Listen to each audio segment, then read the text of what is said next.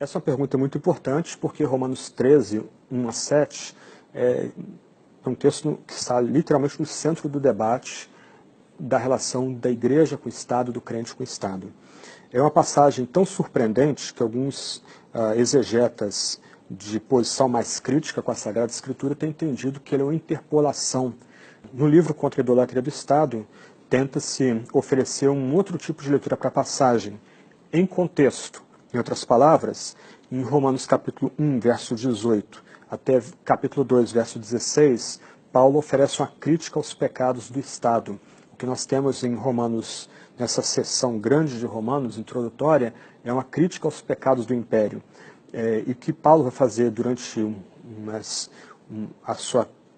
a exposição do Evangelho em Romanos é literalmente colocar de cabeça para baixo a linguagem política imperial. Paulo se apropria de palavras-chave do vocabulário político imperial e ressignifica essas palavras. Poder, evangelho, filho de Deus, dando um significado teológico básico para a fé cristã. Então, quando a gente lê Romanos 13 dentro do contexto, o que nós podemos perceber é que Paulo vai refrear em Romanos 13, 1 a 7, os cristãos em Roma de sair criando turbulência na rua. O que ele quer lembrar é que ainda que as autoridades imperiais estejam debaixo da ira de Deus, Deus as estabeleceu. O que o leitor deve perceber, e o livro aponta nessa direção, é que só Deus tem o poder em Romanos. Só Deus é a autoridade absoluta em Romanos. Ele que estabelece as autoridades em Romanos.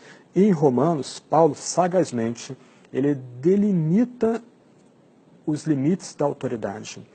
Em outras palavras, Paulo mostra qual é a autoridade legítima em Romanos 13. Isto é, aquela que premia o bem, aquela que protege o bom cidadão, que usa a espada para punir. E por isso a gente paga impostos e por isso a gente dá honra a essas autoridades. Então, Romanos 13 não pode ser mal empregado para justificar o silêncio de cristãos diante de regimes autoritários, como o nazismo na Alemanha, os governos de exceção ou juntas militares da América Latina.